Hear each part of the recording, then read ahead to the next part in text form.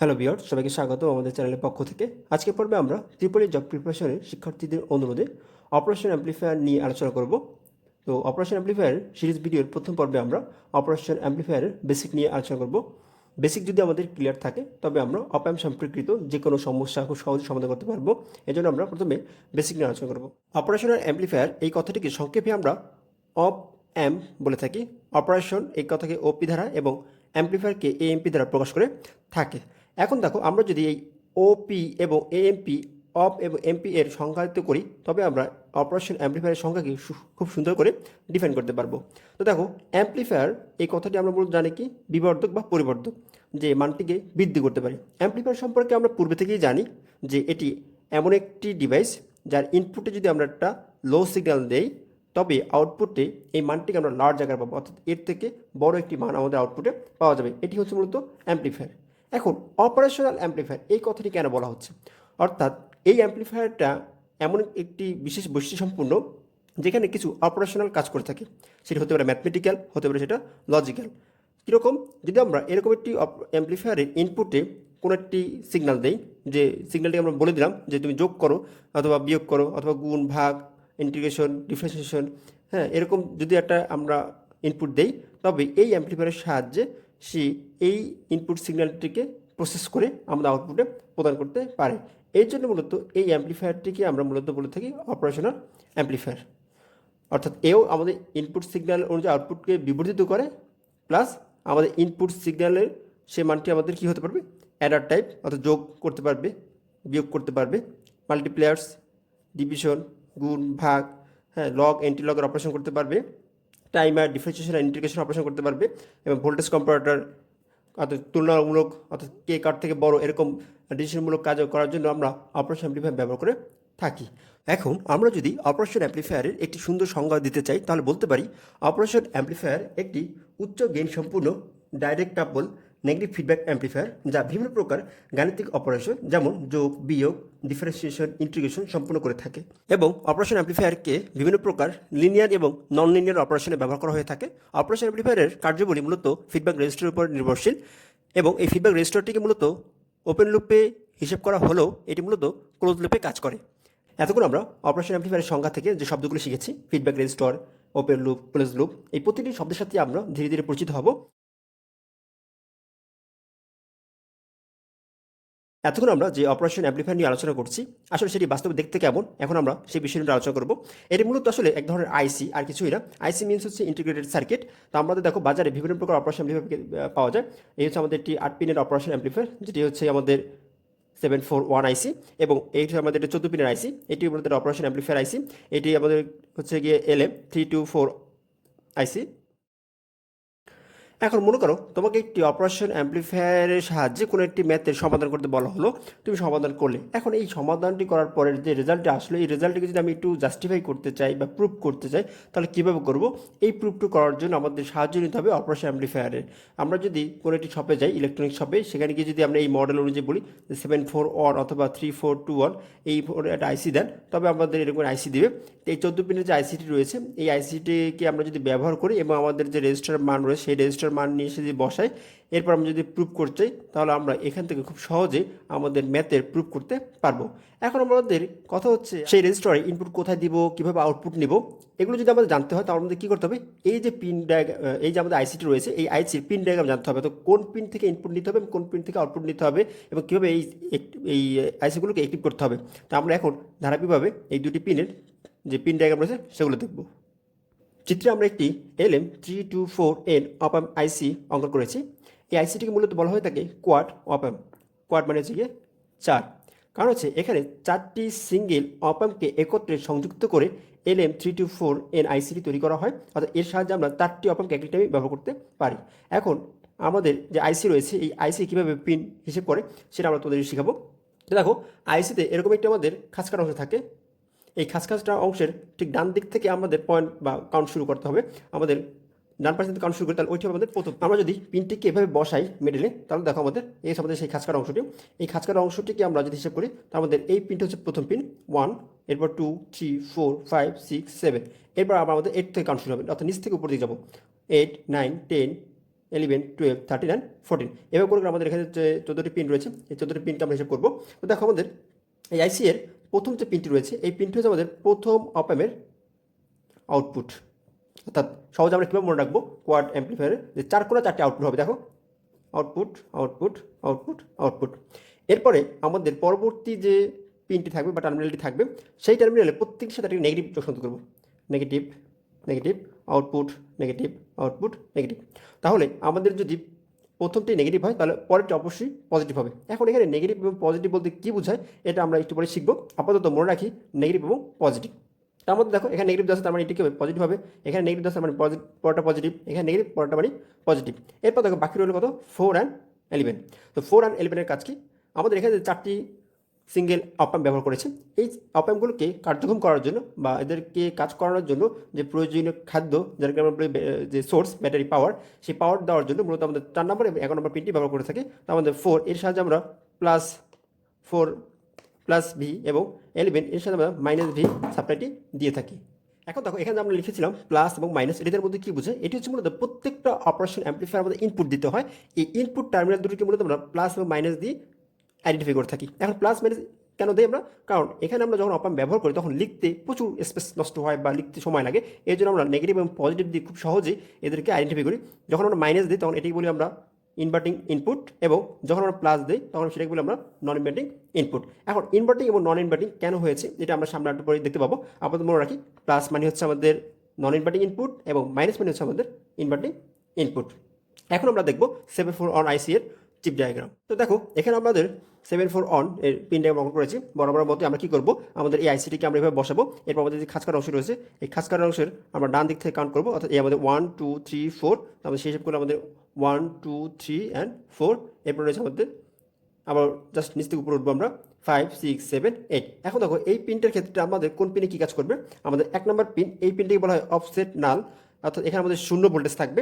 এখন এখানে অফসেট বলতে কী বুঝে এটা আমরা পরবর্তী ভিডিও লেকচার ক্লাস আলোচনা করবো। আপাতত জানি 1 নম্বর পিনে অফসেট অর্থাৎ 0 ভোল্টেজ। 2 নম্বর পিন হচ্ছে আমাদের ইনভার্টিং ইনপুট, এটাকে আমরা কী বলেছিলাম যে যখন আমাদের ইনভার্টিং তখন আমরা দেবো নেগেটিভ। এরপর আমাদের কি নন ইনভার্টিং ইনপুট 3 নম্বর পিনটি, এটা হচ্ছে আমাদের পজিটিভ পিন। এরপর হচ্ছে আমাদের 4 নম্বরের নেগেটিভ ভোল্টেজ। 5 নম্বরে আবার সেম, অর্থাৎ 1 এবং 5 এর হচ্ছে কি একই অফসেট নাল। 6 নম্বর থেকে আমরা এই অপ-অ্যাম্পের আউটপুট নিব এবং 7 নম্বর পিনে আমরা পজিটিভ সাপ্লাই দিব। এবং আমরা দেখানো রয়েছে 8 নম্বর পিন এনসি, অর্থাৎ নো কারেন্ট, অর্থাৎ এর সাথে আমাদের এই অপ-অ্যাম্পের কোনো সংযুক্ত থাকে না, এটি আমাদের কোনো ব্যবহার হয় না।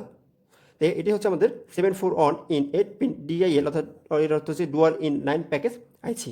তো আমরা তোমাদেরকে যে দুটি আইসি এর চিপ ডায়াগ্রাম বা ব্লক পিন ডায়াগ্রাম দেখিয়েছি, এই দুটি আইসি পিন ডায়াগ্রাম আমাদের বিভিন্ন পরীক্ষা আসতে পারে, এজন্য সবাইকে অনুরোধ করবো পিন ডায়াগ্রাম দুটিকে ভালো করে মনে রাখার জন্য। তখন আমরা LM324 অন এবং 74 অনের যে পিন ডায়াগ্রাম সেটি নিয়ে আলোচনা করেছি। তো আমরা সেখান থেকে দেখেছিলাম যে একটি কোয়াড অপ-অ্যাম্পের ভিতরে আমাদের কোয়াড থেকে 4টি অপ-অ্যাম্প থাকে। তো আমরা এখন কী করবো, এই 4টি অপ-অ্যাম্প নিয়ে না আমরা যে কোনো একটি অর্থাৎ সিঙ্গেল অপ-অ্যাম্প নিয়ে আলোচনা করবো আমাদের আলোচনার সুবিধার্থে। তো আমরা যদি এই অপ-অ্যাম্পের একটি প্রতীক অঙ্কন করি অর্থাৎ অপারেশন অ্যাম্পলিফায়ারের প্রতীকটি অঙ্কন করি, সেটি হচ্ছে দেখতে এরকম হবে। তো অপারেশন অ্যাম্পলিফায়ারে আমাদের দেখা রয়েছে নেগেটিভ, তো এই নেগেটিভ মানে কি আমরা দেখে ফেলেছি অলরেডি ইনভার্টিং ইনপুট।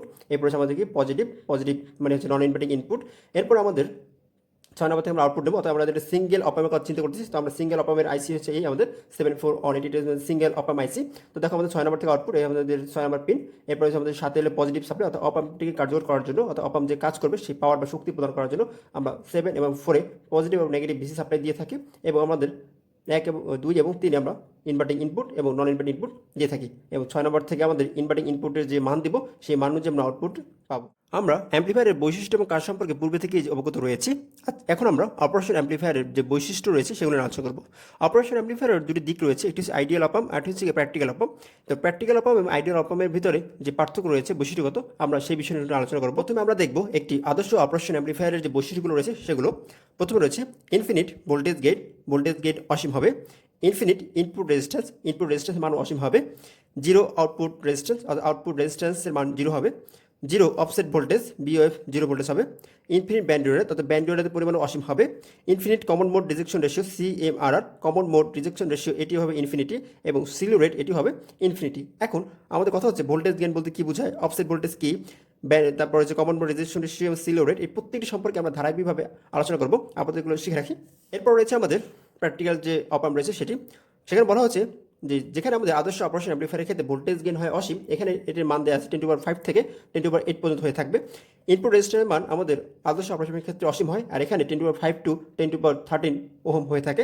আউটপুট রেজিস্ট্যান্সের মান আমাদের 0 আদর্শ অপারেশন অ্যাম্প্লিফায়ারের ক্ষেত্রে, এক্ষেত্রে আমাদের আউটপুট রেজিস্ট্যান্সের মান 10 to 100 ওহম পর্যন্ত হয়।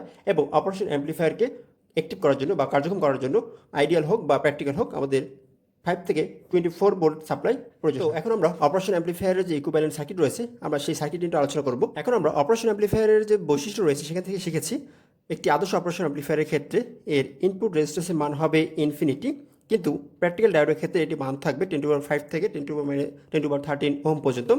এরপর আদর্শ অপারেশন অ্যাম্প্লিফায়ারের ক্ষেত্রে আউটপুট রেজিস্ট্যান্সের মান 0 হবে, বাট এক্ষেত্রে আমাদের প্র্যাকটিক্যাল ডায়োডের ক্ষেত্রে এর মান হবে 10 to 100 ওহমের কাছাকাছি।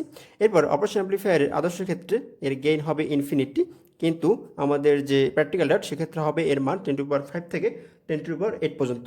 তো আমাদের দেখো সেই অনুযায়ী আমরা এখানে এনে যে দুটি ইনভার্টিং এই হচ্ছে আমাদের ইনভার্টিং টার্মিনাল, এই হচ্ছে আমাদের নন ইনভার্টিং টার্মিনাল। তো ইনভার্টিং টার্মিনাল এবং নন ইনভার্টিং টার্মিনাল ইনপুটের মাঝখানে আমাদের একটি রেজিস্টার রয়েছে, সেটি হচ্ছে আমাদের ইনপুট রেজিস্ট্যান্স। এরপর রয়েছে আমাদের আউটপুট রেজিস্ট্যান্স এবং এই হচ্ছে আমাদের ভোল্টেজ গেইন। এবং ভিডি বলতে বোঝা যাচ্ছে মূলত ডিফারেন্স ভোল্টেজ। ডিফারেন্স ভোল্টেজ হচ্ছে আমাদের ইনপুট ভোল্টেজ এবং এই যে ইনপুট ভোল্টেজ দেওয়া রয়েছে V1 এবং V2 এর পার্থক্য মূলত বলা হয় ডিফারেন্স ভোল্টেজ। এখন এই পার্থক্যটা মূলত কীভাবে করবো সবসময় খেয়াল রাখবো যে নন ইনভার্টিং টার্মিনাল থেকে ইনভার্টিং টার্মিনালকে বিয়োগ দেবো। এখানে আমাদের যদি V2 লিখতাম বা এখানে যদি V1 লিখতাম তাতেও কোনো ব্যাপার না, আমরা শুধু খেয়াল রাখবো যে ইনভার্টিং টার্মিনালকে আমরা সবসময় নন ইনভার্টিং টার্মিনাল থেকে বিয়োগ দেবো, এরকম লিখবো। অর্থাৎ আমরা যে difference voltage is equal two V2 minus V1। যদি আমাদের এখানে মাইনাস হতো, এখানে যদি প্লাস হতো, তবে আমরা লিখতাম V1 মাইনাস V2। এই হচ্ছে আমাদের ডিফারেন্স ভোল্টেজ। তো আমাদের এখানে যে ভোল্টেজটা রয়েছে এই ভোল্টেজের উপরেই মূলত আমাদের আউটপুট ভোল্টেজটা ডিপেন্ড করতেছে। যখন আমরা কোনো একটি সোর্সের মাধ্যমে কোনো একটি সার্কিটে পাওয়ার সাপ্লাই প্রদান করি তখন আমাদের দেখো বি পার্ট এরকম হয়, মনে করি এটা সার্কিট আমাদের, এই আমাদের সোর্স ভোল্টেজ VS। তো মনে করি এই যে আমাদের সোর্স ভোল্টেজ VS, এই ভোল্টেজটি যখন আমাদের এই রেজিস্টারের মধ্যে দিয়ে পাস করে তখন আমাদের এখানে আমাদের একটি ইনপুট ভোল্টেজ ক্রিয়েট করে VI, ইনপুট ভোল্টেজ ক্রিয়েট করে। ইনপুট ভোল্টেজটি যখন আমাদের একটি অ্যাম্প্লিফায়ার গেইনের মধ্যে দিয়ে পাস করে তখন আমাদের ইনপুট ভোল্টেজ এবং এই গেইন অ্যাড হয়ে অর্থাৎ গুণ হয়ে আমাদের আউটপুটে আসে এবং সেটি আমরা মূলত পেয়ে থাকি। তো আমাদের দেখো তখন আমাদের আউটপুটে আসে AVI, অর্থাৎ আমাদের ইনপুট থেকে আমাদের একটি লার্জ সিগন্যাল আমরা আউটপুটে পাই AVI এর মাধ্যমে। আমাদের এখানে দেখো AVI, এখানে আমাদের যে ভোল্টেজ রয়েছে এটি মূলত দুটি ইনপুটের ডিফারেন্স ভোল্টেজ, এই জন্য আমরা AVI এরপর লিখছি আমরা AVD। তো এই AVD যে ভোল্টেজটি রয়েছে এটি মূলত আমাদের এখানে লোড রেজিস্টারের মাধ্যমে পরবর্তী আমরা আউটপুটে পাই। তো এই AVDকেই আমাদের এখানে প্রকাশ করেছি আমরা যে প্রতীকের মাধ্যমে, এই প্রতীকটিকে বলা হয় মূলত হলে গিয়ে VS voltage control voltage source, অর্থাৎ এটি ডিপেন্ডেবল সোর্স। কারণ এখানে এই যে গেইন ভোল্টেজ, এই গেইন ভোল্টেজ ডিপেন্ড করতেছে আমাদের ইনপুট ভোল্টেজের উপরে। অর্থাৎ ইনপুট ভোল্টেজের মান যদি কম হয় আমাদের গেইন ভোল্টেজ কম হবে, ইনপুট ভোল্টেজ যদি বেশি হয় গেইন ভোল্টেজ বেশি হবে। এই জন্য এই সোর্সটিকে বলা হয় আমাদের ভোল্টেজ কন্ট্রোল ভোল্টেজ সোর্স, অর্থাৎ ডিপেন্ডেবল সোর্স। তাহলে আমরা কি লিখতে পারি, আমাদের RL এর আউটপুটে আমরা যে পাবো আউটপুট ভোল্টেজ সেটি কী হবে, output voltage is equal to ABD। এখন দেখো আমাদের ABD, এখানে আমাদের VD বলতে মূলত বোঝাচ্ছে V2 মাইনাস V1 অথবা V1 মাইনাস V2, অর্থাৎ ডিপেন্ড করতেছে আমাদের এখানে সাইনের উপরে। আমরা যদি মূল সাইনটি নিই প্লাস মাইনাস হিসাব করি তাহলে আমরা লিখতে পারি এখানে V2 মাইনাস V1। এখন আমরা এখানে আউটপুট পেয়েছি হলো কি ABD। আমরা যদি এই সার্কিটের আউটপুট অংশটি দেখতে চাই, আউটপুট অংশটা হবে এরকম দেখতে।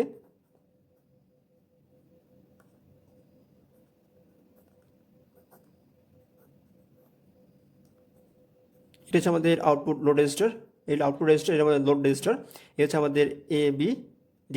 তাহলে আমরা এই সার্কিটে আমরা বলতে পারি আমাদের একটি অপারেশন অ্যাম্প্লিফায়ারের কার্যক্রম বা অপারেশন যে বিষয়গুলোর উপর ডিপেন্ড করে input source, input voltage gain এবং আমাদের একটি voltage control voltage source dependable source এবং আমাদের উপরে আউটপুট।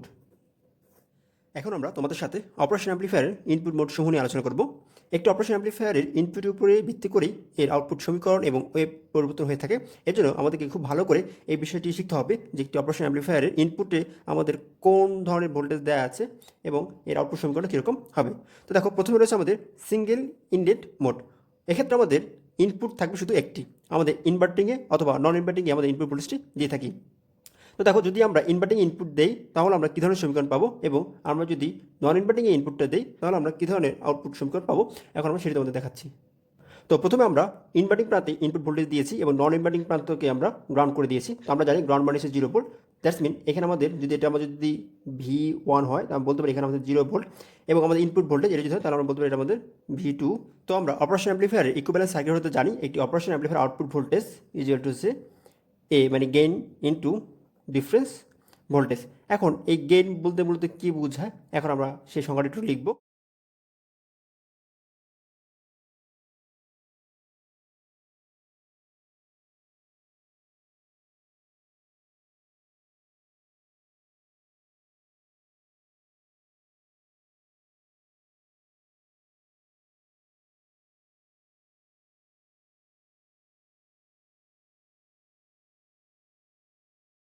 এখানে বলা হয়েছে A is called the open loop voltage gain because it is the gain of the op-amp without any external feedback from output to input. অর্থাৎ এখানে আমাদের যে গেইনটি রয়েছে এর সাথে কোনো ফিডব্যাক রেজিস্টার নেই, অর্থাৎ আউটপুট থেকে কোনো অংশ আমাদের ইনপুটে ব্যাক করছে না, এই জন্য বলা হয়েছে এটি হচ্ছে ওপেন লুপ ভোল্টেজ গেইন। যদি আমাদের এই আউটপুটটিকে যদি আমাদের এই গেইনটিকে কোনো একটি ফিডব্যাক রেজিস্টারের মাধ্যমে আউটপুট থেকে আবার ইনপুটে ব্যাক করা হতো তখন এটি বলতাম আমরা ক্লোজ লুপ ভোল্টেজ গেইন। এখন গেইন বলতে মূলত বোঝাচ্ছে, মূল কথা হচ্ছে আউটপুটের সাথে ইনপুটের যে অনুপাত, অর্থাৎ gain is equal to output voltage by input voltage. তো আমরা জানি output voltage is equal to ABD। তো আমরা যদি এখানে এ কে জায়গায় রাখি তাহলে আমরা লিখতে পারি output voltage by input voltage. তো ইনপুট ভোল্টেজ আমরা এখানে যেটা পাচ্ছি সেটা আমাদের কি ডিফারেন্স ভোল্টেজ। তো এই হচ্ছে মূলত ভোল্টেজ গেইনের মূল কথা। এখন দেখো এখানে যেটা বলা হয়েছে যে আউটপুট ভোল্টেজ আমরা পাবো তাহলে কি, যে আমাদের ABD যদি পাই তাহলে আমরা লিখতে পারি ডিফারেন্স ভোল্টেজ, যে ইনভার্টিং নন ইনভার্টিং বিয়োগ ইনভার্টিং। নন ইনভার্টিং আমাদের কী রয়েছে 0 মাইনাস ইনভার্টিং, তাহলে কত পাবো V2। তাহলে আমরা কী পাবো output voltage is equal two minus V2। দেখো আমাদের ইনপুটে যদি আমরা একটি সাইনোসয়েডাল ভোল্টেজ দেই এরকম, অর্থাৎ ইনভার্টিং প্রান্তে ইনভার্টিং টার্মিনাল যদি আমরা এরকম একটা সাইনোসয়েডাল ভোল্টেজ দেই তবে আমাদের আউটপুট ভোল্টেজ কত পাচ্ছি আমরা মাইনাস V2, অর্থাৎ 180 ডিগ্রি আউট অফ ফেজে চলে যাবে, সম্পূর্ণ বিপরীত। আমরা দেবো পজিটিভ অর্থাৎ সাইনোসয়েডাল ভোল্টেজ, আমরা আউটপুটটি পাবো ঠিক তার বিপরীত এভাবে। তো এই জন্য আমাদের এই টার্মিনালটি বলা হয় ইনভার্টিং টার্মিনাল, অর্থাৎ যে আউটপুটকে পরিবর্তন করে দেয়। পরবর্তীতে আমরা কী করেছি, আমরা ইনভার্টিং টার্মিনালকে গ্রাউন্ড করে দিয়েছি এবং নন ইনভার্টিং টার্মিনাল আমরা ইনপুট সাপ্লাই দিয়েছি। যদি আমরা নন ইনভার্টিং টার্মিনালে এরকম একটি সাইনোসয়েডাল ওয়েভ প্রয়োগ করি, ইনপুট ভোল্টেজ প্রয়োগ করি, তাহলে এটা যদি আমাদের V1 হয় আর এখানে হচ্ছে আমাদের গ্রাউন্ড মানে 0 ভোল্ট, তার মানে V2 আমাদের 0 ভোল্ট, তাহলে আমরা আমাদের যে আউটপুট ইকুয়েশন সেটা জানি V out is equal to ABD। আমরা লিখতে পারি A V1 মাইনাস V2, অর্থাৎ A ভোল্টেজ গেইন V1 আমরা এটি মান পাবো এখানে, এবং ডিফারেন্স ভোল্টেজ মাইনাস 0 ভোল্ট। তো এর মানে হচ্ছে আমরা আউটপুটে একটি পজিটিভ ভোল্টেজ পাবো এবং আমাদের আউটপুটটি ইনপুটের অনুযায়ী অর্থাৎ একই ফেজে থাকবে এবং আমাদের আউটপুট ভোল্টেজটিকে বিবর্তিত করবে। এই জন্য এটিকে বলা হয় নন ইনভার্টিং, অর্থাৎ এই ক্ষেত্রে আমাদের আউটপুটে কোনো পরিবর্তন হবে না, শুধুমাত্র আমাদের স্মল থেকে লার্জ হবে। এই হচ্ছে আমাদের সিঙ্গেল ইনডেড মোডের অপারেশন। তো এরপর রয়েছে আমাদের ডিফারেন্সিয়াল মোড বা ডাবল ইনডেড মোড। আমরা কিছু কিছু অপারেশন অ্যাম্প্লিফায়ার ম্যাথ করতে গেলে আমরা দেখব যে উভয় প্রান্তে আমাদের ইনপুট রয়েছে, অর্থাৎ ইনভার্টিং প্রান্তে এবং নন ইনভার্টিং উভয় প্রান্তে আমাদের ইনপুট ভোল্টেজ রয়েছে। এক্ষেত্রে আমাদের আউটপুট কী হবে, আমরা কী করবো, আমাদের যে ইকুয়েশন রয়েছে V out is equal to ABD, অর্থাৎ V1 minus V2 difference voltage বিয়োগ। তো আমরা দেখো যদি V1 এবং V2 এখানে মান দেওয়া থাকতে এরকম যে এটি মান দেওয়া আছে 3 ভোল্ট, এটি মান দেওয়া আছে ধরো 5 ভোল্ট, তাহলে আমাদের কী করতে হবে, 5 ভোল্ট মাইনাস 3 ভোল্ট এখান থেকে বিয়োগ করে যে মানটি আসতো সেই মানটি হতো মূলত আউটপুট ভোল্টেজ। তো আমাদের এখানে যদি আমাদের ইনপুট ভোল্টেজ এবং সাইনোসয়েডাল ভোল্টেজ থাকতো তো আমাদের আউটপুটে এই মানের উপর ডিপেন্ড করে, অর্থাৎ যদি আমাদের ইনভার্টিং প্রান্তের মান যদি বেশি হতো তাহলে আমাদের নেগেটিভ থেকে মানটি বৃদ্ধি পেত, আর যদি আমাদের নন ইনভার্টিং প্রান্তের মান বেশি হতো তাহলে আমাদের এই মানটি পজিটিভ থেকে বাড়তো। তো এই হচ্ছে আমাদের ডিফারেন্সিয়াল মোড বা ডাবল ইনডেড মোডের অপারেশন কৌশল। এরপর সর্বশেষ রয়েছে আমাদের কমন মোড। কমন মোডের ক্ষেত্রে কী হয়েছে, আমাদের ইনভার্টিং প্রান্ত এবং নন ইনভার্টিং প্রান্ত উভয় ক্ষেত্রে আমাদের ভোল্টেজটা সেম থাকবে। যদি আমাদের ভোল্টেজ সেম থাকে তাহলে কী ঘটনা ঘটবে, আমরা যদি এখানে মনে করি এখানে 2 ভোল্ট, এখানে তাহলে 2 ভোল্ট, অর্থাৎ ইনপুট ভোল্টেজ যা থাকবে ইনভার্টিং প্রান্তে এবং নন ইনভার্টিং উভয় প্রান্তে সমান হয়, তাহলে আমরা কী পাবো output voltage is equal two 0, কারণ আমাদের যে গেইন রয়েছে V1 মাইনাস V2, তাহলে আমরা কী লিখতে পারি 2 মাইনাস 2 অর্থাৎ 0 ভোল্ট। তো এই হচ্ছে আমাদের অপারেশন অ্যাম্প্লিফায়ারের সম্পর্কিত যে বেসিক যে বিষয়গুলো রয়েছে সেই সম্পর্কে আলোচনা। পরবর্তী ক্লাসে আমরা দেখাবো তোমাদেরকে ইনভার্টিং অ্যাম্প্লিফায়ার এবং নন ইনভার্টিং অ্যাম্প্লিফায়ারের সম্পর্কিত আরও ডিটেলস আলোচনা। তো সেই পর্যন্ত দেখার আমন্ত্রণ জানিয়ে আজকে আমাদের এখানে শেষ করছি। আল্লাহ হাফিজ।